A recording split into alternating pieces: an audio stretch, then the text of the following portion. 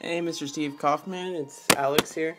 Uh, well, I have a little bit to say because I'm in California and we have kind of a similar situation, but with Spanish speakers. It's a little different here because in California, especially, um, most places have bilingual.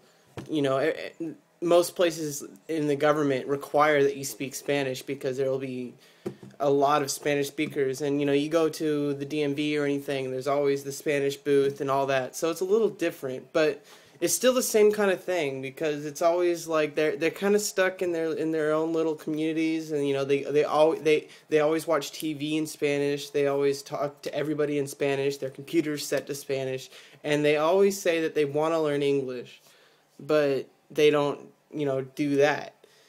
And so it's this thing I've been trying to help my sister-in-law. She went to the university in Salvador, and she studied Spanish for about 6 years, and she came here and she learned more Spanish. My brother only speaks Spanish now, so it's like he's not really helping, and his Spanish is kind of crude. Um, but it's just like this whole thing that we do is like, how do we get people to get out of their little cliques? And it's just um, I think part of it is, like you said, is that people think they need instruction, they need to go to school and be taught it, but really the answer is just integrating it into your life. And the question really comes down to, how do we help these people? How do we, we can talk amongst ourselves as language learners and write books and stuff, but if people don't read it, then the only people we're talking to is each other, and we're not really helping. It's just like that's kind of what I believe. It's at least what I'm striving for, is to help the people that don't seek help, which that's kind of a hard thing to do, because if you don't seek help, you're not going to find it. So you know, uh, I think what it is little things you can do. Just um, with uh, with the Asian community, usually I think what the best thing you could probably do, this might seem a little strange, but give them a business card that says you can talk to them in English, or teach them English, like with your like Skype ID or email or something. And they might they might see it as more of a professional level. So you say like, oh, this person has a business card, they must be part of an institution, and then they'll come to you. They'll be more likely to come to you than if you go up and say, "Hi, I'm Alex. I speak English. Hi." Like they're not gonna really, they're gonna be all like, "Whoa, I don't speak English. I only speak Chinese, and my English is terrible." And it's just the thing with Spanish speakers, though, is that it's a little different, because it's the most Spanish speaking cultures are a little bit more open.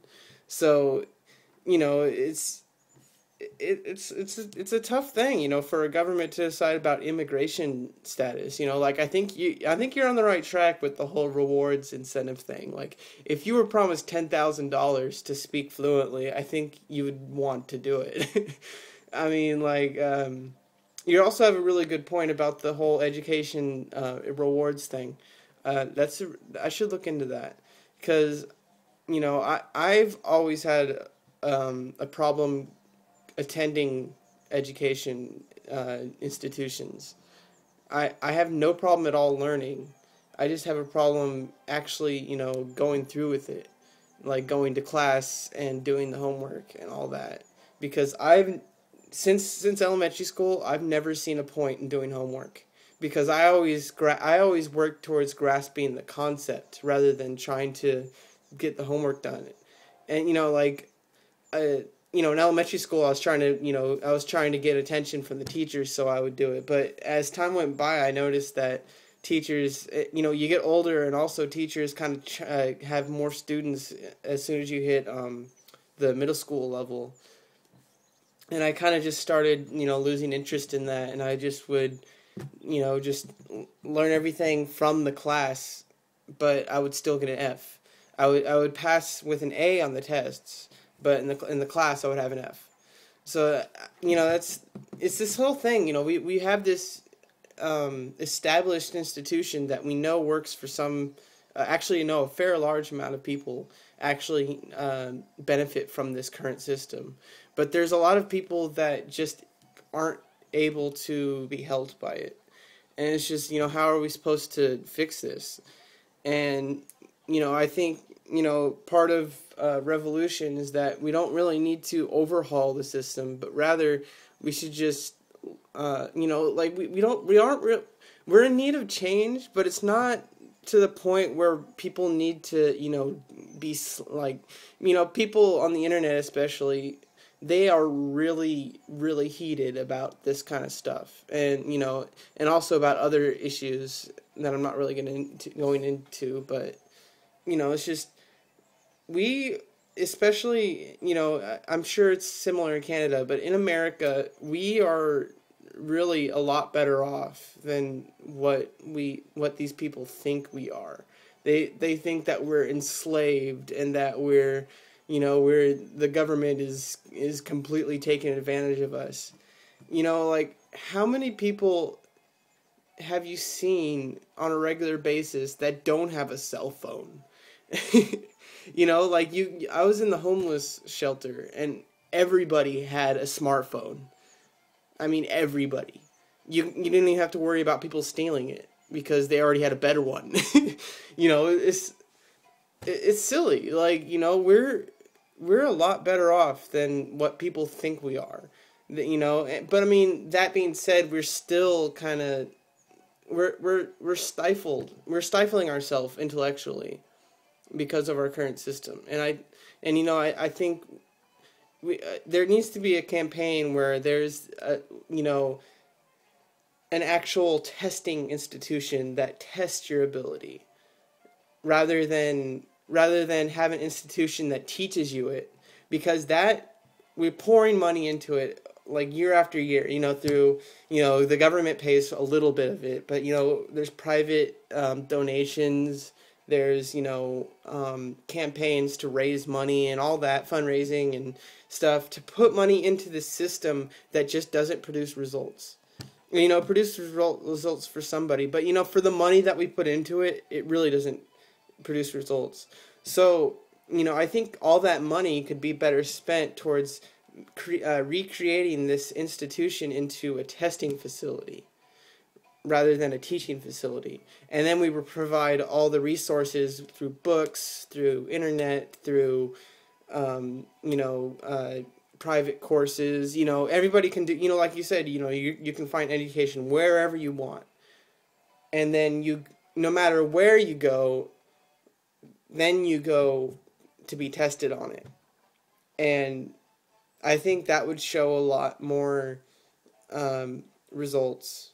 And it would also, it would give people the freedom to learn how it works for them. Because people know what works for them. And if they don't, they're going to find support. And, there's lots of support if you look for it.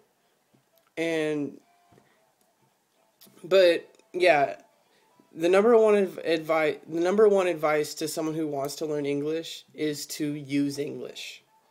If you really want to learn English, if you don't want to just go around saying, "Oh, I wish I knew better English. My English is really bad. I'm just going to use Spanish instead." That's okay. There's nothing wrong with that in California anyway, because, but, if you truly want to, get out of your circle and you want to go meet people who speak English and you want to actually use it and be bilingual, then you're going to have to take the effort to actually stop using Spanish, because your Spanish isn't going anywhere.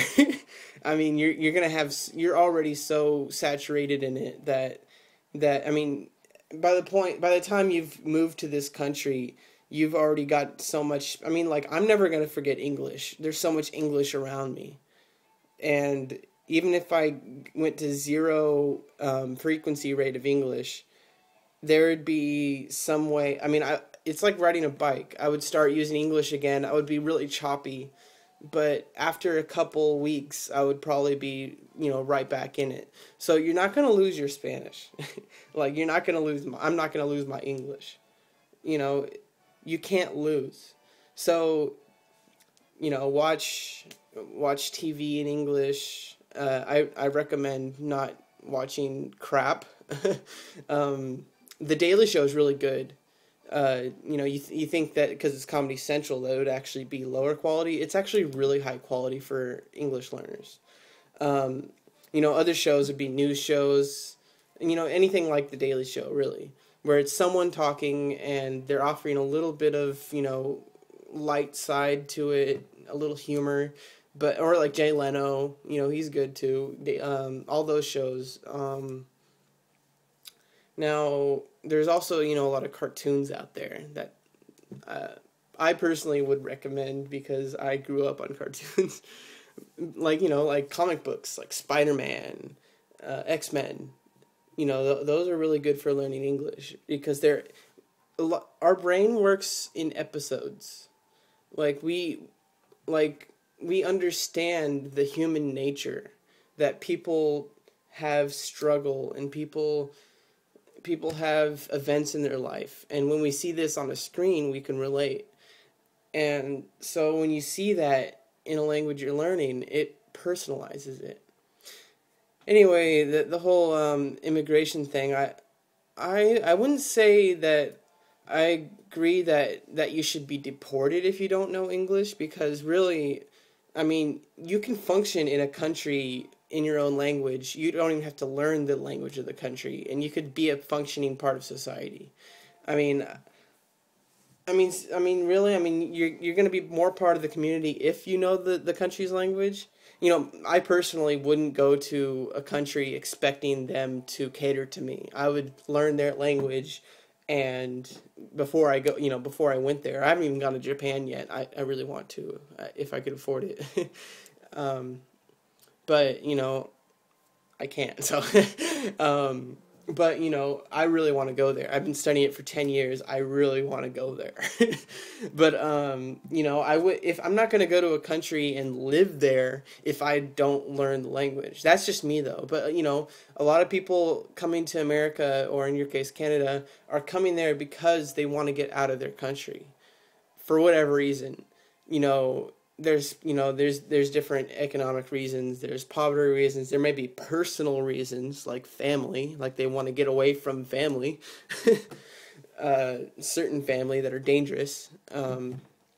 There's so many reasons why they come out of their country into our country. Now they're here, and it's this whole thing is we need to decriminalize illegal immigrants. I mean, they're here already. They're functioning in our society. They're doing work that most people don't want to do. And, they are what built our country, America anyway. I'm pretty sure most nations are really built on people coming from other lands, and, it's just we need to stop this mentality of, they came here illegally, we need to get them out. That needs to stop. We need to help them. We need to, approach them and make it so they're not afraid. Because if they're afraid, then they're not going to want to learn our language. And also, we need to learn their language. It's our country is also another another thing that a lot of people say. It's their country too. And there is no official language. I mean, most people in America speak English. But, if you have people in your community who speak another language, it's really kind of counterproductive if you just say, like, oh, why don't you learn English? I mean, they're going to be like, well, why don't you learn Spanish? And it's just going to be this kind of battle going on. If we make the effort to actually approach them and use the little Spanish we know, then they'll be more willing to use the English they know. And then, you'll meet kind of halfway. And, it's these little things that we can do as individuals. We can't really do a lot, but we can do a lot. I mean, the harder we try to fix things, the farther we get away from it. So, it's these little daily things that we can do. And, approach someone that doesn't speak your language, or at least you believe they don't. I mean, they may not, they're probably just really not very confident. And so just approach them and say, if you know what language they speak, try to use what you've learned. Like, a lot of us as language learners, we kind of get stuck into this, like, oh, we learn languages, but then, we go outside and we get, stuck. You end up using English, and you end up just keeping language learning in its little isolated thing, when that's not the case. It's human, like you said, it's the human experience. Anyway, I'm about done rambling on. See you later, Mr. Kaufman.